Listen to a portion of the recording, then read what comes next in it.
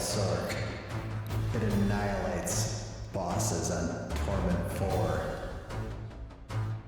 Even those tricky Andariels that you need to be extra tanky for. See you later, Andariel. I'll take you out after I kill your stupid totems. Those are always fun. Oh, why isn't he dead yet? He has more totems. He would be dead.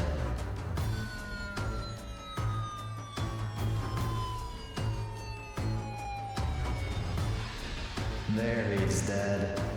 Later, dude. Or if you just want to spin to win. An Infernal Horde. Easy. Just throw your fireballs in a circle. Throw your fireballs in a circle. Throw your fireballs in a circle. That's how we do it. That's how we do it, right?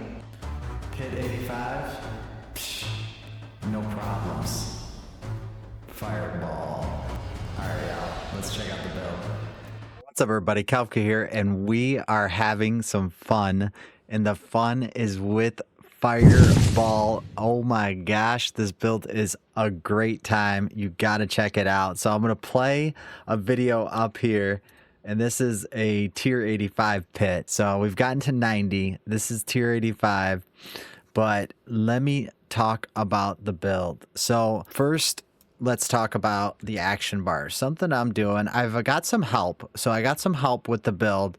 I want to give a shout out to Nia. Was in the stream last night, showed me a couple things. Then I watched Nia's video. So I'll put Nia's channel right above here somewhere, and go check them out, subscribe. But what I'm doing, a couple things different. So Nia, I hope you're watching this video, because I'm doing a couple things different. I'm not using Lightning Spear. I'm using the Familiar to get the extra summons up.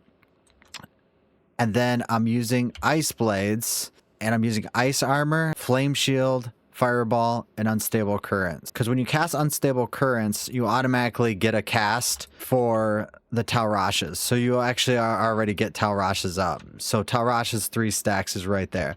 And then when I'm doing the pit, I'm putting Ice Enchantment on because it does more damage. So it's faster. But when I'm doing anything else in tier 4, I'm just using Teleport, because Teleport is much faster. So I do have the Shroud. You see me turning invisible here. So let's talk about the gear. And my gear has a lot of potential. I think this could go between 95 and 100 pit. Maybe even higher. I don't know. We'll have to see. It's all depending too, because Fireball's a little goofy. The way a Fireball works is when you cast Fireball, you need to be in an open area. So, because I have the Fireball enchant on. So you want to be in an open area if possible. Because see, if I hit a wall, look what happens. And when there's a lot of pillars, it's not good. So it's a little bit trickier to play than like Lightning Spear, because Lightning Spear just follows everything for you. But let's talk about the gear. So Arab Edition, you got to craft one. Most builds are going to want it. It's a very good item. Probably one of the best items. Try to get everything core skills for this build. This is one of the best items in the game right now, I believe. So great item. And then the Shroud of False Death, it just came out yesterday. I crafted one. I got double GA on the maximum life, and then the damage on next attack. I would have want an all stats and max life, because what happens is I'll go into stealth with it, so you'll see, but I want to start casting some of my stuff to give me damage, and it takes me right out anyways. I wish how it worked is if you had a shield on and you weren't taking damage, once you still get hit when you have a shield on, it still actually deactivates it. So I wish it didn't deactivate it, because we always have a shield on, and that's kind of sad, but that's okay. It's still very good because the passives, 1 to all passives, is huge. Absolutely huge. You're a lot faster with this. You get a lot more HP, and you're so tanky. Look at my life. I have 6,184 life in this build. Maxed armor, max resist, max crit. So that's what we're looking to do here. All right, so this build only uses 2 aspects, but we'll show which ones they are in a second.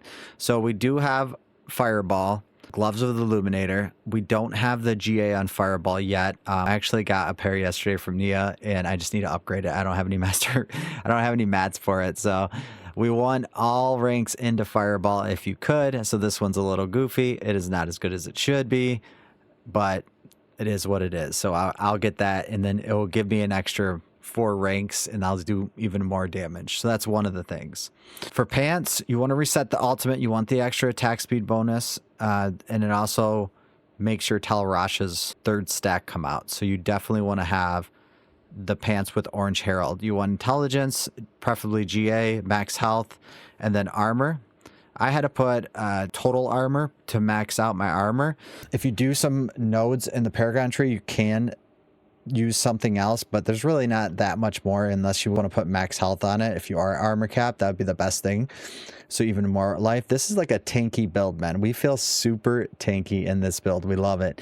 And then lucky hit chance to freeze enemies for 25 seconds or 25% for 2 seconds. So that is very good too. So then if you look, we do have Tam and Ohm for the war cry. We do have intelligence, gems, and then we do have the Yol and Mott for the extra damage reduction. Pretty good stuff. So then we have the Rathan's Wake before the extra cooldown reduction. If you could get it triple GA into that, that'd be the way to do it. Unfortunately, I made this when I was a young lad in season 6, and I didn't even want to try to reset items back then. We do want the Staff of Endless Rage, and you want everything into Fireball with the highest % chance on there. That is very important. All right, this is where I am struggling. And is everyone else struggling too? Comment down below. Are you struggling? I'm struggling, man. I cannot get a good neck piece, man. I want to try so many builds, but I just can't get a good neck piece. So I re-rolled Devouring Blaze. I got 2, and then I upgraded it twice. So it only goes to 8 anyways, because it's a legendary amulet. So we are a little bit behind on the amulet. If this had GA Devouring Blaze and GA Conjure Mastery, or GA, or just Devouring Blaze GA, and then a glass cannon on there, or a Conjure Master, like this would do so much more damage. So we definitely want to get a better amulet soon, hopefully. Also, you do want Aspect of the 3 Curses. That is going to allow you to do a ton more damage with this build. Then you want Talrashas. Everything should go into cooldown reduction if you could. And then just play around with the critical strike chance. You want to get close to 100% as possible, but core skills would be very good if you had a GA on this, and core skills would be phenomenal for this particular build. So when I'm using potions, I always throw in an instant because I'm still only at 242 Paragon points, and I like the extra all stats. Also, I use the Elixir of Advantage when I'm throwing on these 2 potions. You should always have potions on because you want the extra experience. So why not take advantage of this of what the abilities are on it as well? It's really easy to craft them. So let's go into the mercenaries. So I'm using Subo. I'm loving that I get to go Subo on this build because you get this right here called Opening Fire. You deal 25x damage when Subos cover fire for 4 seconds. So that gives you a nice damage buff. And then Variana for the attack speed is what you want. Bloodthirst gets you 10% attack speed. My attack speed is currently with the buff 52%, and then I get 62, another 36. So we're not maxed yet. I believe 200% should be max. Comment down below if I'm wrong, but I think I am right on that. 200% should be max of attack speed. All right, so then we go into the skill tree, and this is where things are going to get a little bit different. If you did look at Nia's build, I have Fireball just to get to the next stage, as many ranks as in the Fireball to get to Destructive Fireball as possible. And then you want to go to Elemental Dominance, and you want to max that out. That is very important. Extra damage, you're always full mana because of the Gloves of Illuminator. So when the Fireball explodes, which it does all the time. So, all right, then you're going to go into Shimmering Teleport, just 1 point into Flame Shield. Glass Cannon, you want to max out. You want to use Mystical Ice Armor because you are having a lucky hit chance to freeze. So this works really well. And then we are going to get Precision Magic for the lucky hit because we want to freeze enemies. Freezing enemies is really good at this build because you do extra damage when you freeze enemies. You're getting all these extra passive because of the Shroud. You want to summon Ice Blades. You want Protection, Conjure Mastery, Mana Shield. You guys are just going to look at the guide, so I don't have to spend a ton of time on this. Devouring Blaze, Crippling Flame. If they're not frozen, they're going to be immobilized. Save your life. And then Hoarfrost for the extra damage. Soulfire. I tried warmth. I didn't need it, so I don't use it. I use electrocution, and then obviously evocation and elemental synergies is phenomenal. I was hoping you could get a necklace with evocation on it so you could get more ranks to evocation. I just didn't see anything about that. I don't know if they're going to not put these passives on neck pieces. Maybe they will one day. And then we're using enlightenment. So pretty standard on the Paragon nodes. I am using Destruction, Tactician, Unleash, Flame Feeder, and Elementalist, which are great. Also, the 4 extra boards I'm using is Enchantment Master, Elementalist goes there. Searing Heat, Tactician goes there. Searing Heat's a really good board.